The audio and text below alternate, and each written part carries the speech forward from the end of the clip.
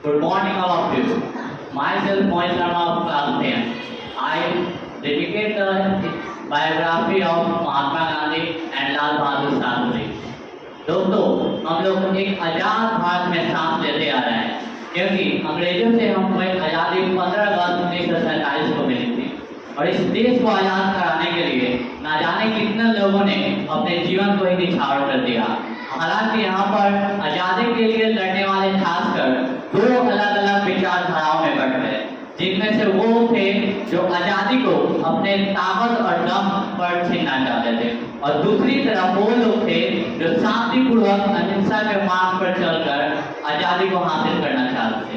और दोस्तों, इसी अहिंसावादियों में से एक थे राष्ट्रपिता कहे जाने वाले मोहनदास करमचंद गांधी, जिन्हें हम लोग आमतौर पर महात्मा गांधी के नाम से जानते हैं।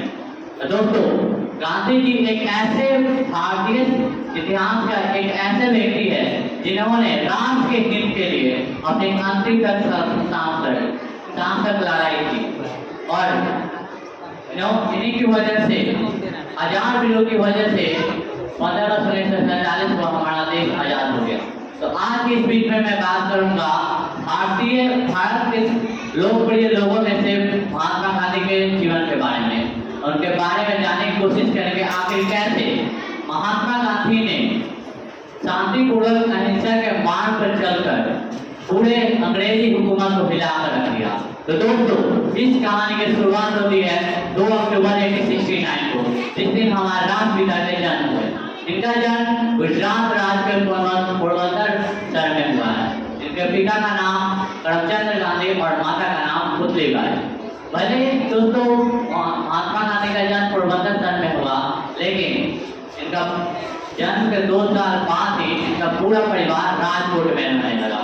इनकी प्रारंभिक शिक्षा यहीं से हुई और 9 साल के उम्र में पहली बार स्कूल जाने वाले महात्मा गांधी शुरू से ही बहुत शर्मीले थे, जिससे ये बचपन से ही किताबों को अपना दोस्त मानते थे। और आगे चलकर मात्र 13 साल के उम्र में ही इनकी शादी 1 साल अधिक उम्र की लड़की कस्तूरबा गांधी से हो गई। दरअसल उस समय भारत में शादियां काफी कम में हो जाया करती थी। हालांकि जब 15 साल पे जब गांधी जी हुए, इनके पिता का निधन हो गया, और इनके पिता के निधन होने के 1 साल बाद ही इनकी पहली संतान हुई।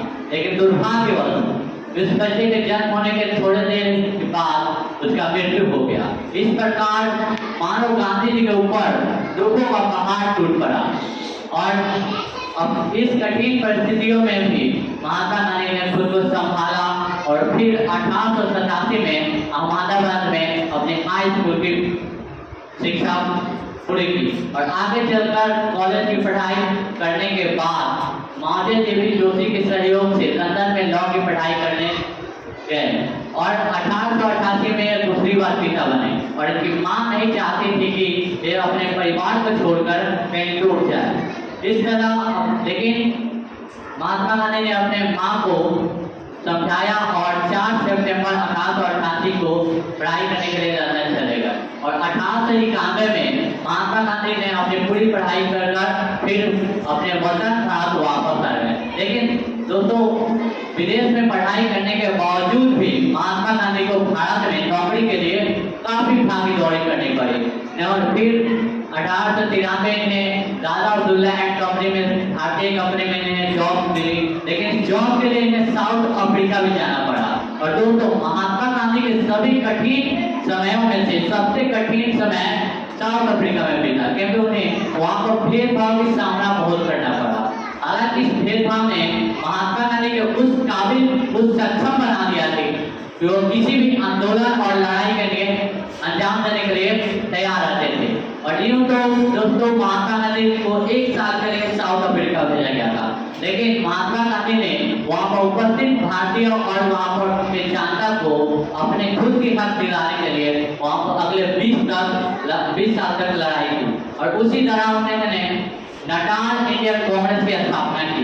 और दोस्तों, अफ्रीका में महात्मा गांधी ने अपनी खुद की लीडर सिविल एक्टिविस्ट की पहचान बना ली है, और गोपाल कृष्ण गोखले जो आईएनसी के सीनियर लीडर थे, वो चाहते थे कि महात्मा गांधी भारत वापस आए और वहां आकर यहाँ पर देश को आजाद कराने में सहयोग करें। इस प्रकार महात्मा गांधी 1915 में भारत वापस आए और आईएनसी ज्वाइन कर भारत को आजाद कराने में सहयोग किया।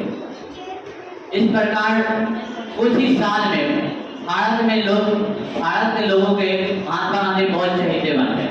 इस प्रकार अपने सिद्धांत और सत्य और अहिंसा के मार्ग पर चलते हुए लोगों के बीच एकता का गांठ बांध दिया। और यहाँ तक ही नहीं, महात्मा गांधी ने अलग अलग जाति और धर्म को एक साथ करने का कार्य किए। और दोस्तों 1920 में गांधी जी ने असहयोग आंदोलन चलाया, जिसके तहत भारतीयों ने अंग्रेजी वस्तुओं को उपयोग करना लगभग बंद ही कर दिया था। और इसके जब ये आंदोलन काफी हद तक सफल साबित होने लगा तो इनको 1922 में जेल हो गई। हालांकि जब महात्मा गांधी को जेल हुई तो पूरा भारतीय लोग गुस्सा से भर गए और तभी पूरा भारत एकजुट होने लगा। तभी इसी कड़ी में 1930 में दांडी यात्रा को अंजाम दिया गया और इसमें 60,000 लोगों की गिरफ्तारी हुई। और इस प्रकार आगे चलकर गांधी जी के नेतृत्व में क्विट इंडिया मूवमेंट की तरह अन्य आंदोलन को अंजाम दिया जा रहा। इसी दौरान महात्मा जी को काफी गिरफ्तारी हुई, लेकिन दोस्तों महात्मा गांधी के द्वारा लगाए गए चिंगारी लोगों के अंदर आग बनकर जलने लगी। और उनके नेतृत्व, यही वजह है कि उनके नेतृत्व में अन्य क्रांतिकारियों ने भी, उन्हीं की वजह से आज हमारा देश आजाद है।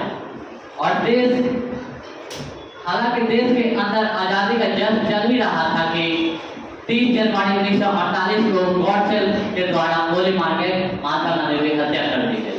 और यह घटना न ही कि देश में बल्कि पूरे देश में शोक फैला दी।